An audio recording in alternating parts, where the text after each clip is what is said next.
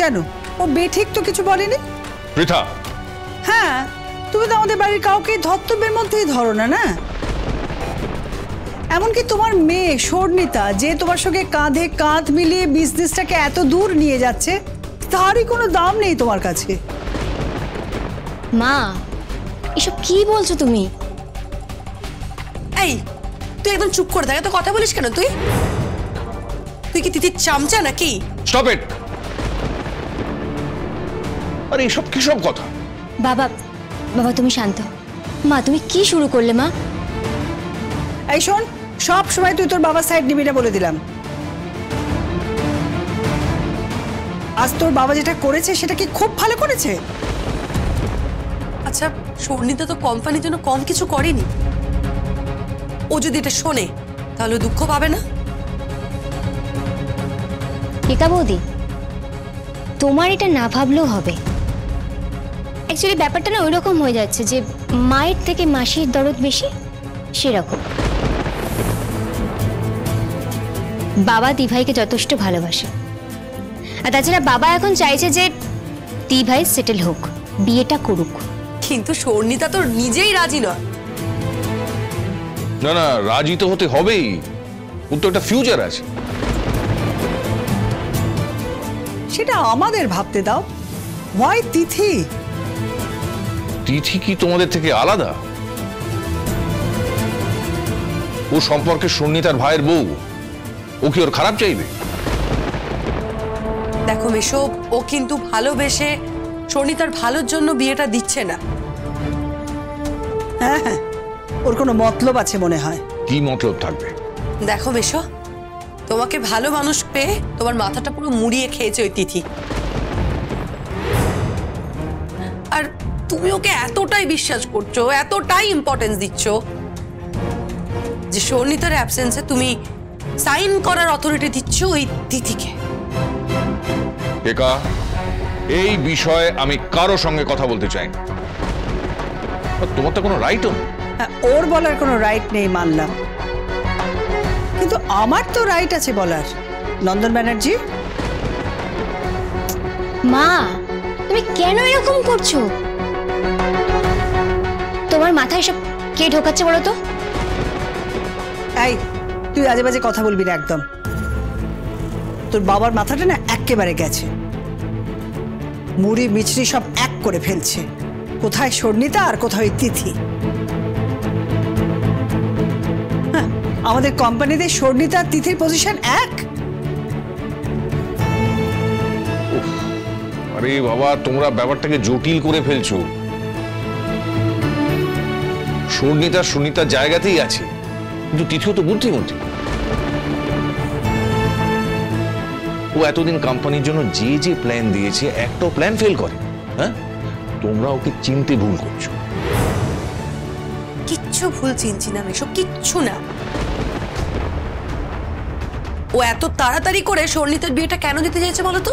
যাতে করে অফিসের কর্তৃত্ব নিজে হাতে নিতে পারে। রেখা বৌদি, এসব তুমি কি বলছো? দেখো, আফটার স্বর্ণিতা আমি আমার কোম্পানির দায়িত্ব তিথিকে দেব।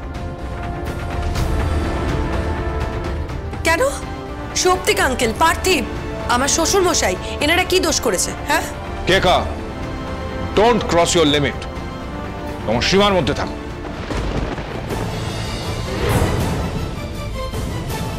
আর পৃথা, আমি তোমাকে একটা কথা বলছি, তোমাদের এই ভুলভাল ধারণাগুলো একদম স্বর্ণিতার মাথায় ঢোকাবে না। ওর সঙ্গে আমি নিজে কথা বলবো। সত্যি বাবা, তোমরা পারো বটে।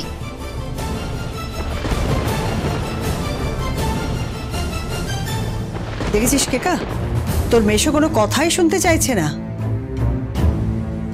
ওর মাথায় কে যে এসব ঢুকিয়েছে বুঝতে পারছি না।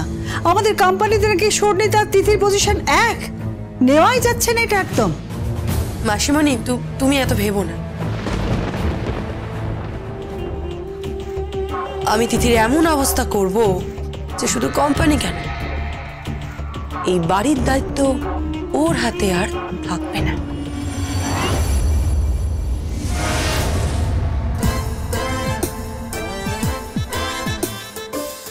পানু, পানো। দেবী,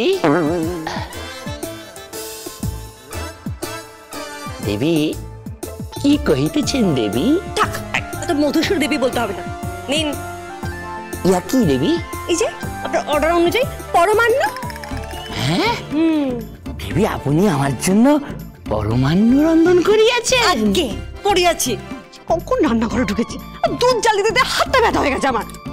দেবী, দেবী আমি বলিতেছি কি, আমি কি কোনোভাবে আপনার সেবা করিতে? খুব চালাকি শিখেছেন না? হ্যাঁ, খুব চালাকি শিখেছেন।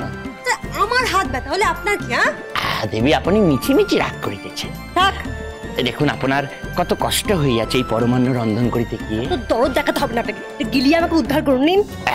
দেবী, আমি তো সত্যিই ভাবিতে পারিতেছি না যে আপনি আমার জন্য সত্যি সত্যি পরমান্ন রন্ধন করিয়াছেন।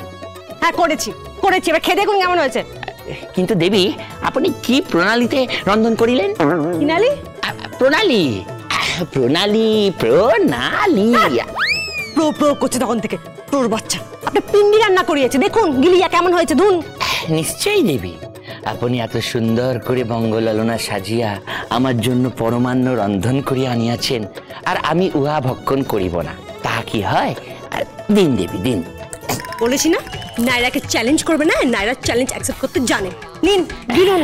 তবে দেবী, আমি আজ যাহা দেখিলাম তাহা আমি জন্ম জন্মান্তরেও ভুলিব না। আপনি এত সুন্দর করে সাজিয়া আমার জন্য পরমান্ন রন্ধন করিয়া আনিয়াছেন। পুরিতে হইবে না আপনাকে, গিলিয়া উদ্ধার করুন দয়া করে। নিশ্চয়ই দেবী। এ দেখুন, বলুন কেমন হয়েছে। আজ্ঞে, আজ্ঞে দেবী।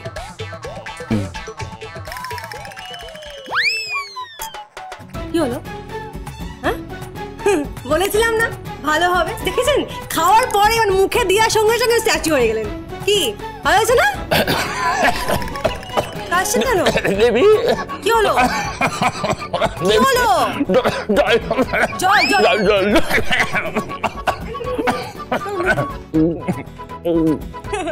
এমন রান্না করেছি খাওয়ার সাথে সাথে।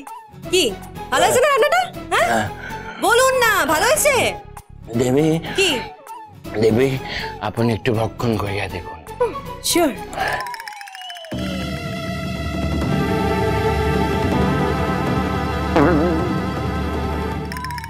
কি হইল দেবী, আপনার মুখমণ্ডল এরকম ঘন অন্ধকারে আচ্ছন্ন হইয়া গেল? তো চিনি নেই, ওটাই নুন।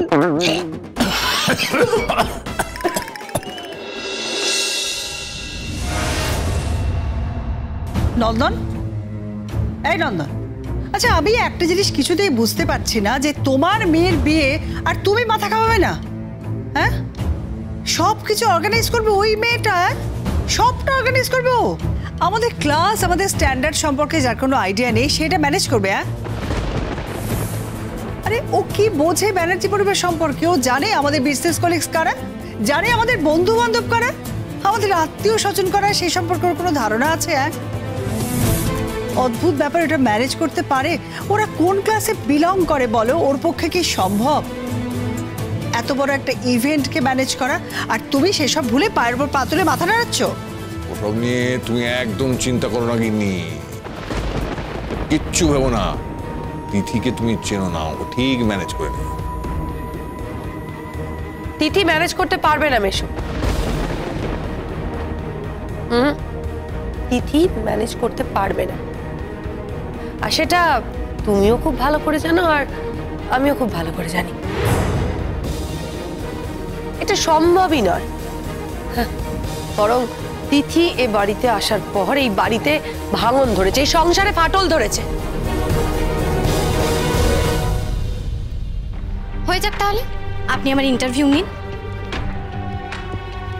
আর যদি আমি সেই ইন্টারভিউতে নিজের যোগ্যতা প্রমাণ করতে না পারি, তাহলে আমি বিজনেসে নাক গলাবো না। তারপর আমি আপনার একটা ইন্টারভিউ নেব, সেখানে যদি আপনি আপনার যোগ্যতা না প্রমাণ করতে পারেন, তাহলে আপনিও বিজনেসে নাক গলাবেন না তো?